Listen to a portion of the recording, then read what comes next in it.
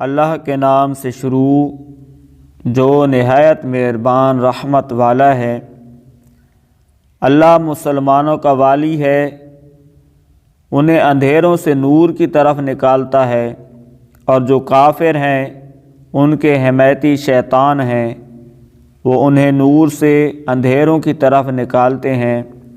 یہی لوگ دوزخ والے ہیں، یہ ہمیشہ اسی میں رہیں گے۔ اے حبیب، کیا تم نے اس کو نہ دیکھا تھا جس نے ابراہیم سے اس کے رب کے بارے میں اس بنا پر جھگڑا کیا کہ اللہ نے اسے بادشاہی دی ہے؟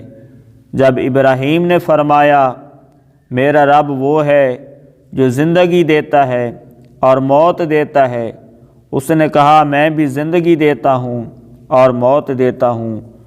ابراہیم نے فرمایا تو اللہ سورج کو مشرق سے لاتا ہے، پس تو اسے مغرب سے لے آ۔ تو اس کافر کے ہوش اڑ گئے، اور اللہ ظالموں کو ہدایت نہیں دیتا۔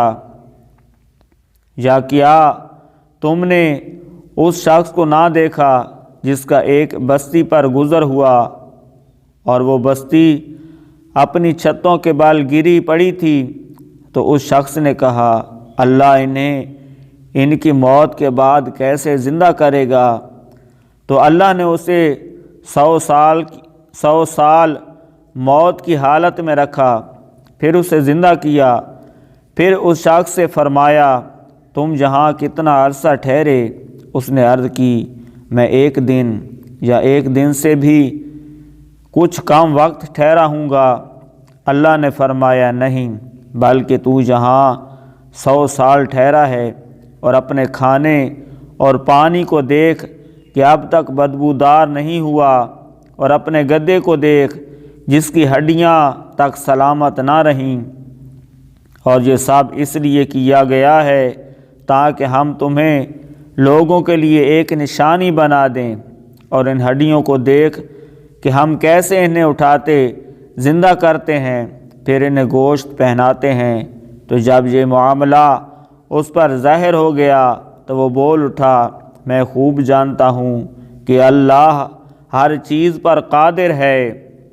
اور جب ابراہیم نے عرض کی اے میرے رب تو مجھے دکھا دے کہ تو مردوں کو کس طرح زندہ فرمائے گا، اللہ نے فرمایا کیا تجھے یقین نہیں؟ ابراہیم نے عرض کی یقین کیوں نہیں، مگر یہ چاہتا ہوں کہ میرے دل کو قرار آ جائے۔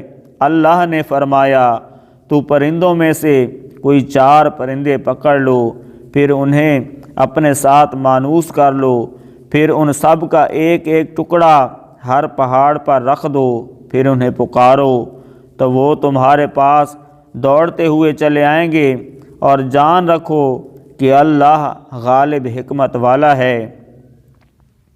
ان لوگوں کی مثال جو اپنے مال اللہ کی راہ میں خرچ کرتے ہیں اس دانے کی طرح ہے جس نے 7 بالیاں اگائیں، ہر بالی میں 100 دانے ہیں، اور اللہ اس سے بھی زیادہ بڑھائے جس کے لیے چاہے، اور اللہ وسعت والا علم والا ہے۔